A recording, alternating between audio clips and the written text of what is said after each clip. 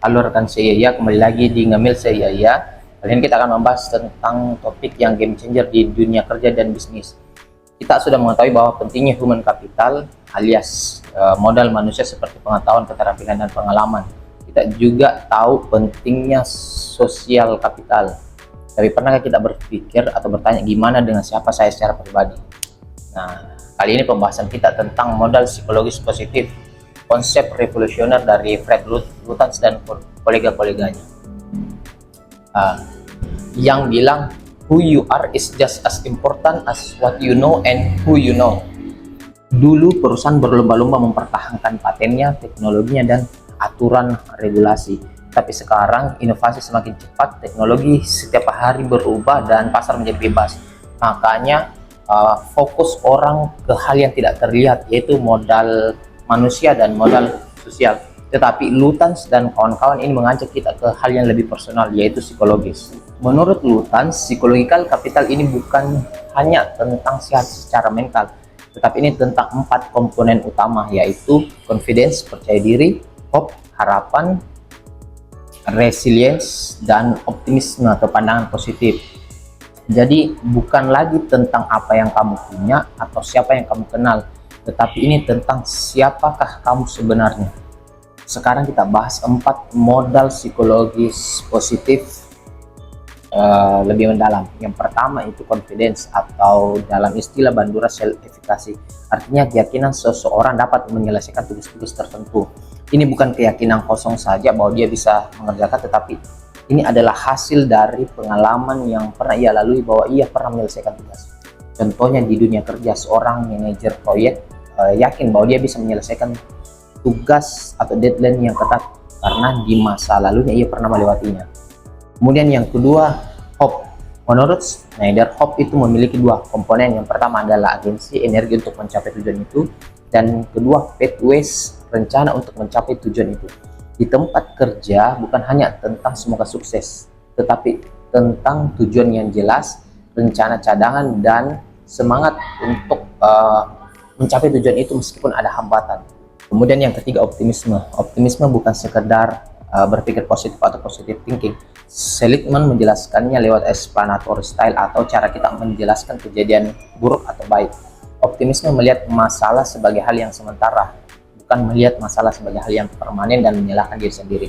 Berbagai penelitian menunjukkan bahwa sales yang memiliki optimisme memiliki performa yang lebih tinggi dan memiliki daya tahan mengalami penolakan.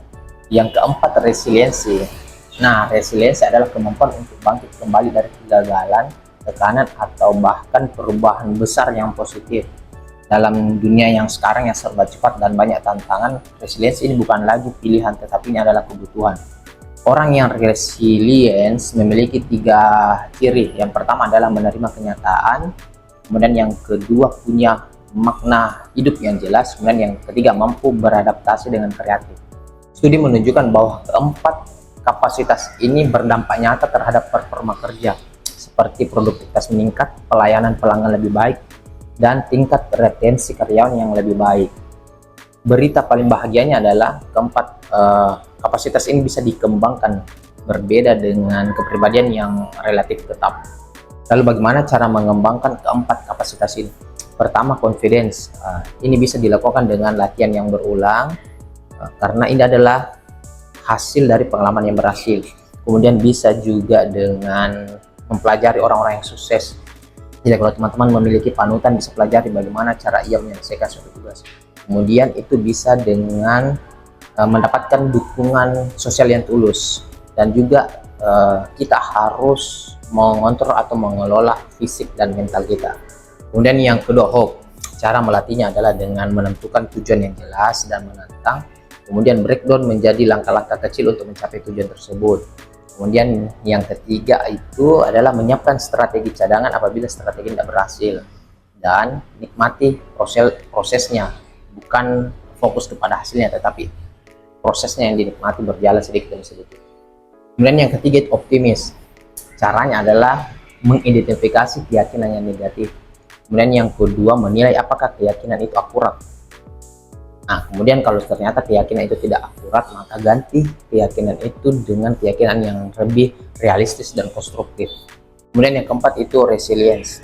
Cara melatihnya adalah dengan menghindari pemikiran yang negatif, pikiran-pikiran yang negatif itu bisa dihindari. Kemudian yang kedua adalah itu kita bisa latihan fleksibilitas dan kemampuan membuat keputusan lebih cepat itu bisa dilatih. Kemudian yang ketiga adalah tetap tenang, lebih tenang walaupun dalam kondisi tekanan yang tinggi atau tekanan yang banyak. Jadi kalau kita ingin membangun organisasi yang tahan banting, produktif dan adaptif, kita tidak hanya fokus pada otak dan jaringan, kita juga harus fokus pada jiwa mereka atau jiwa anggota kita.